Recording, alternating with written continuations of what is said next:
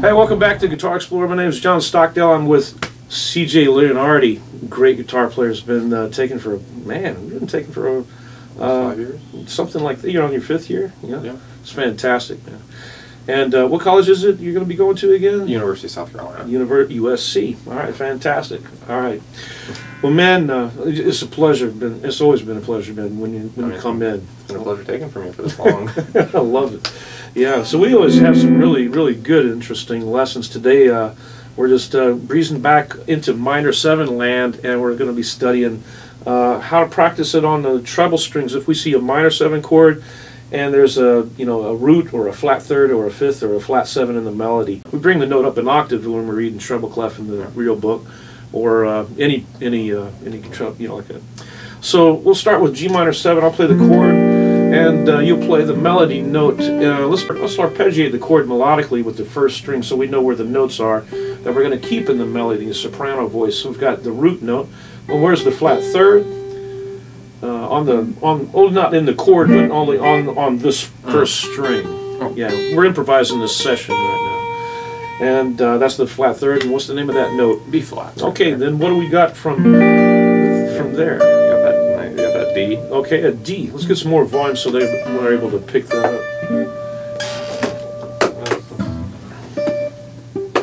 All right, so we got a D for the 5th, and then our flat 7 is what note? F natural. F natural, yeah. Okay, so we're going to play the G minor 7 at those 4 locations. So we're going to start with G minor 7, and that means that what note is in the bass?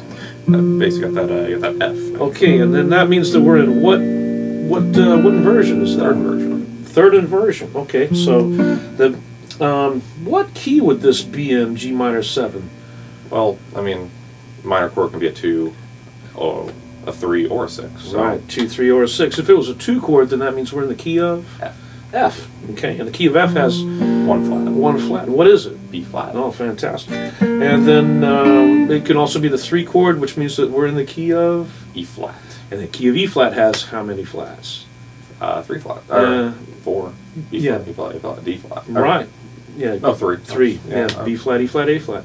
Okay. And if it was the 6, then that means we're in the key of B flat. B flat, which is 2.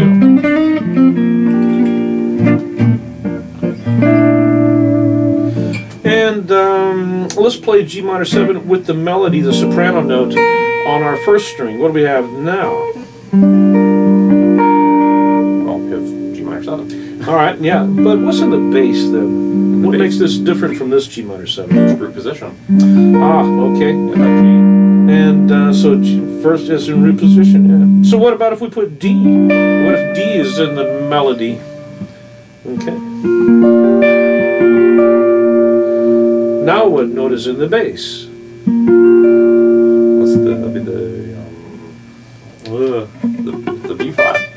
Okay, B flat is the, what version is this? So it'd be 1st inversion. 1st inversion, dude. Yeah. Okay, then we've got our last, if we've got the flat 7 in the melody, then on the guitar, and we're playing just the trebs and the D string, and then what note is in the bass? The bass, it's going to be the D. Okay, and then second inversion. We're in 2nd inversion.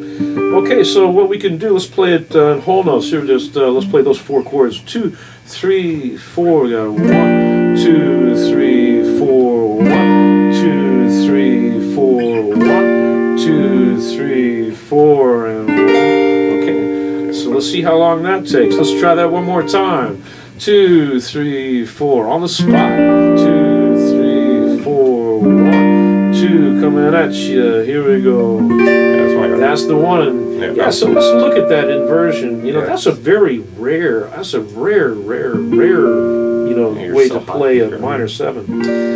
And the way I look at it is there's a perfect 5th, on the B and the E string. And you have another perfect 5th. And then on top of another perfect 5th. Now I can also look at there's an interval of from B flat to G. What inversion? What's the interval? What's that size of that interval? If I played those 2 notes too long, you're in major 6. Major 6. Play those 2 notes while I play a G minor 7 down here. Just those 2 notes here. So that's the same thing as if I played it here. Okay, so there it is. Now the other two interval, that's these two notes here on the 10th fret, F and D. Okay, that's F and D an octave lower in this version, right? So we can also see that we've got the interval of a 10th, from our bass to our soprano, and then if we look at the inner chord, the inner interval, that we have an interval of a whole step. That's our tension. Okay, so there's very nice intervals in that, and then we've got. Okay, let's see if we can put it together now. So in other words, when we come up to a chord that we need to try to get down, if we're playing from this to that, and we're trying to get to that chord. That we see it a little bit more. We just want to get more acquainted with it by taking the time out and look at the intervals involved. What's going on from the bass to the soprano, the outer voicing, the outer shell. We can call it the inner shell, which is the alto and the tenor. The alto and the tenor is going to be usually a half step or a whole step in something like that kind of case. And so here we go. Let's go ahead and try and whole notes again. Ready and go. And 1, 2, 3, 4. 4, 2, 3, 4. Okay. All right, let's try it in half notes now. 1, 2, 1, 2, 1, 2, 1, 2. A little bit slower. Okay, so let's see if we could just go bam, bam, knock them out. Okay, and then we would do as fast as we can. 2, 3, 4.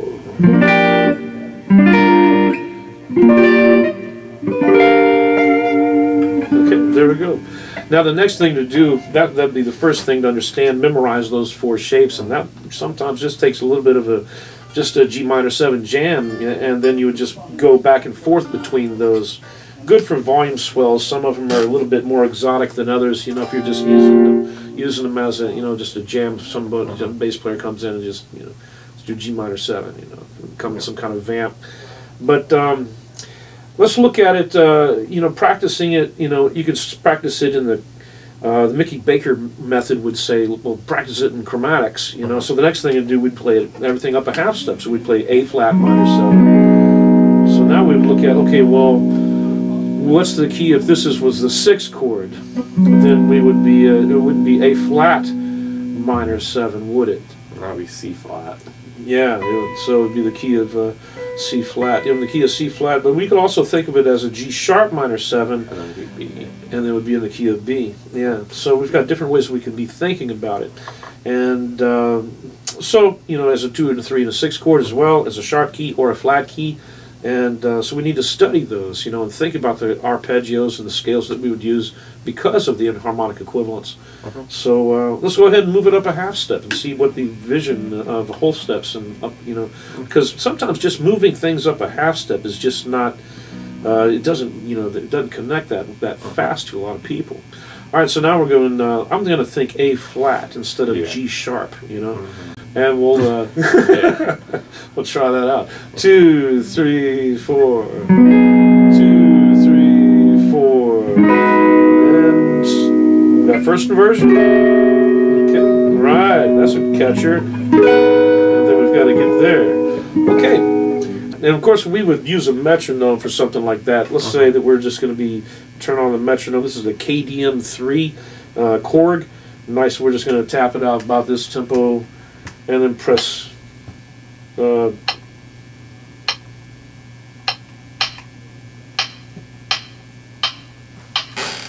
turn the volume up. Practice with a metronome. And we got here go 1, 2, ready, go. So G minor 7, A flat minor 7, and root position, A flat minor 7 over, and then, okay, and then we would work on half notes and quarter notes, and then we can move to A minor 7. Let's do A minor 7. Okay, if A minor 7 was a 2 chord, what key would it be in? G. And then that means that we have how many? 1 sharp. 1 sharp. And so we would just play F sharp on every string, and everything else is natural, right? And what about if A minor 7 was a 3 chord? F natural. And in the key of F major, we are 1 flat. 1 flat. And what is it? B flat. So we'd find B flat on every string, and then everything else is natural. And what if it was the 6th chord? C. Key of C, right. No flats. No sharps, no flats. What is the relative minor for C major? A minor. A minor. What if we were in the A? What's the relative minor for F major? D minor. So we could think about this A minor chord as a part of the D minor family. So we're looking at A minor, and the way that I'm looking at when I go up, up here on the soprano voicing, that my bass note, as the flat 7 is in the bass, it moves up a whole step. So that helps me. I look at the soprano and I look at the bass note, and then I'm moving that up. Okay, so let's try that out. We'll do the metronome. And it's turning out to be that we're at 83. So 83 is close to 84 is adagio. So we'll go up 1 more beat and make it a true metronomical number. Metronomical. I don't know if that's a word. Sounds right. Here we go. A minor 7 over G. 1, 2, ready, go. So A minor 7. A minor 7 in root position. Okay, A minor 7 in first position. And then A minor 7 in second and third. Okay, yeah, kind of tough to get to. Alright, so let's try that out. Here we go. 1, 2, ready, and go. A minor 7 over G. A minor 7 root position. A minor 7 over C. A minor 7 over E, or in third inversion. Okay, so there we go. And we'll just turn that off. And then we can practice those arpeggio regions, those scalar regions, and put in a jam or create a loop and then improvise with it.